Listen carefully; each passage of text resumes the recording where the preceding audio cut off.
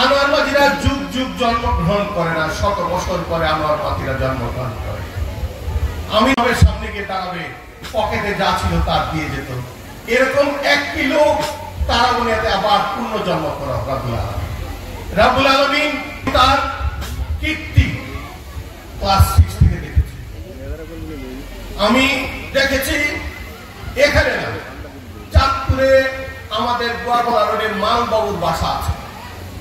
সেই মালবাবুর বাসা থেকে গরিব হিন্দু পুরুষ মহিলাদেরকে অ্যারেস্ট করতে আসছেন, মিথ্যা মামলা দিয়ে অ্যারেস্ট করতে এসেছেন। এসে উনি অ্যারেস্ট ওয়ারেন্ট দেখে পুলিশদেরকে বলতেছেন তোমরা অ্যারেস্ট থানায় যাও।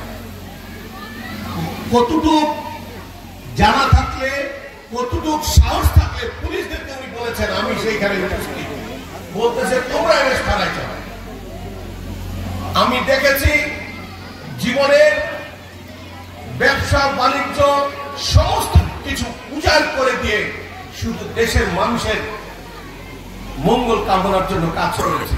একজন আনোয়ার মাঝি তার সন্তানরা যে আত্মরাত বিলাপ করছে, বিশ্বাস করেন যদি সন্তান এবং ভবিষ্যৎ ছেলে মেয়েদের কথা বলতেন উনি আমাদের চেয়ে অনেক বড় বড় গাড়ি দিয়ে এই দেশে আসতে পারতেন, যেতে পারতেন। 2, 4, 20, 50টা বাড়ি বানানো ওনার জন্য ব্যাপার ছিল না। বাংলাদেশে ট্রান্সপোর্টের মধ্যে আনোয়ার মাঝি সাহেব কদম শুরু করেন। ওনার অনেক কর্মচারী আজকে শত কোটি টাকার মালিক। ওনার যারা চা টেনেছে, ওনার যারা বাইরে থেকে ডাব এনে দিয়েছে, আমি দেখেছি তারা আজকে কোটি কোটি টাকার মালিক। আমি সাবা বোর্ডিং হোটেলে আমি গিয়েছি, তার পরিবারের উপর আমরা যেন জুলুম না করি।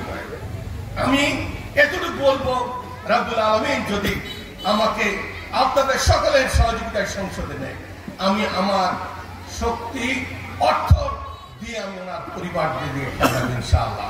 সাথে সাথে আমি বলি, ওনার যে কীর্তিগুলি রেখে গেছেন আপনারা ধ্বংস করার চেষ্টা করেন না। ধ্বংস আমি তুরন যদি বেঁচে থাকি, শিক্ষা প্রতিষ্ঠানের 1 ইঞ্চি জমি নষ্ট হতে দিব ইনশাআল্লাহ।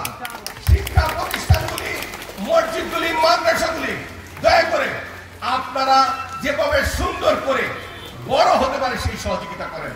এই জিনিসগুলি ব্যবহার করবে আমার অঞ্চলের মানুষ, গরিব মানুষ, ভালো মানুষ, সবাই এটা ব্যবহার করবে। একক পরিবার যেন এটার মধ্যে হস্তক্ষেপ করে প্রতিষ্ঠানগুলি নষ্ট না করে। আমি ইনশাআল্লাহ নির্বাচনের পরে এই পরিবারের যাদের জমি সম্পদ আছে আমি তাদের সাথে বলবো এবং সুষ্ঠু সমাধান করে শিক্ষা প্রতিষ্ঠানগুলি তার নিজস্ব গতিতে চলার ব্যবস্থা করবে ইনশাআল্লাহ। আপনারা দয়া করে আপনারা মন দিয়ে আনোয়ার মাঝি সাহেবের জন্য যদি আমরা ওয়াক্তে নামাজের সময় যদি দোয়া না করি, আমরা অকৃতজ্ঞ চৌরা মানুষ। আমাদের উচিত উনি যেই স্বপ্ন দেখে গিয়েছিলেন সেই স্বপ্ন যেন রাব্বুল আলামিন আমাদের সবাইকে আনোয়ার মাঝি সাহেবের জন্য দোয়া চাই, তার পরিবারদের জন্য দোয়া চাই। রাব্বুল আলামিন যেন জান্নাতে আনোয়ার মাঝি সাহেবকে রাখেন। রাব্বুল আলামিন আমি বিশ্বাস করি উনি জনগণের কল্যাণের জন্য কাজ করে গেছেন। আনোয়ার মাঝি সাহেব জান্নাতে আছেন বিশ্বাস করি। উনি গরিবের জন্য অকাতরে কাজ করে গেছেন। যাই হোক, আজান দিয়ে দিবে। সবাইকে ধন্যবাদ জানিয়ে আমার জন্য দোয়া চাই, আপনাদের জন্য দোয়া করি। আল্লাহ হাফেজ, আসসালামু আলাইকুম।